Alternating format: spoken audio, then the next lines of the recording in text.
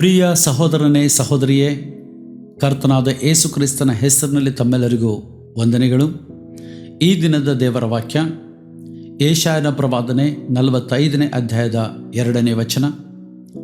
ನಾನು ನಿನ್ನ ಮುಂದೆ ಹೋಗಿ ದಿಣ್ಣೆಗಳನ್ನು ಸಮ ಮಾಡುವೆನು, ತಾಮ್ರದ ಕದಗಳನ್ನು ಒಡೆದು ಕಬ್ಬಿಣದ ಅಗುಳಿಗಳನ್ನು ಮುರಿದು ಬಿಡುವೆನು. ಪ್ರೀತಿಯ ನನ್ನ ಸಹೋದರನೇ ಸಹೋದರಿಯೇ, ನಾವು ಕ್ರಿಸ್ತ ಯೇಸುವಿನಲ್ಲಿಟ್ಟಿರುವ ನಂಬಿಕೆಯ ಆ ಜೀವನವನ್ನು ದೇವರಿಗೆ ಮೆಚ್ಚುಗೆಯುಳ್ಳಂಥ ಜೀವನವಾಗಿ ಆತನಿಗೆ ವಿಧೇಯರು, ಆತನ ಚಿತ್ತವನ್ನು ನೆರವೇರಿಸುವರಾಗಿ ನಾವು ನಡೆಯುವಾಗ ನಮ್ಮ ಮುಂದೆ ಇರುವಂಥ ದಿಣ್ಣೆಗಳನ್ನು, ನಮ್ಮ ಮುಂದೆ ಇರುವಂಥ ಗುಡ್ಡೆಗಳನ್ನು ಅಥವಾ ತಗ್ಗುಗಳನ್ನು, ಅಂದರೆ ಇದು ಬೆಟ್ಟ ಗುಡ್ಡಗಳ ವಿಷಯ ಮಾತಾಡೋದಿಲ್ಲ, ಜೀವನದಲ್ಲಿ ಬರುವಂಥ ಆ ಸವಾಲುಗಳನ್ನು ದೇವರು ಹೇಳ್ತಾರೆ, ನಾನು ಅದನ್ನು ಸಮ ಮಾಡ್ತೇನೆ.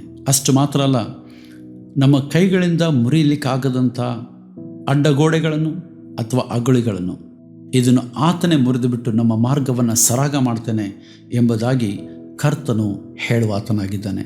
ಆ ಕಾರಣದಿಂದ ನಮ್ಮ ಜೀವನದಲ್ಲಿ ನಮಗೆ ವಿರೋಧವಾಗಿ ಬರುವಂಥ ಎಲ್ಲ ಹೋರಾಟಗಳಲ್ಲಿ ಆ ಹೋರಾಟಗಳನ್ನು ನೋಡದೆ ನಾವು ಕರ್ತನ ಕೈ ಹಿಡಿಕೊಂಡು ನಡೆಯೋದಾದರೆ ಕರ್ತನು ಆ ಹೋರಾಟಗಳನ್ನು ಆತನು ಮಾಡ್ತಾನೆ. ಕರ್ತನು ನಿಮ್ಮನ್ನು, ನಮ್ಮೆಲ್ಲರನ್ನು ಆಶೀರ್ವದಿಸಲಿ.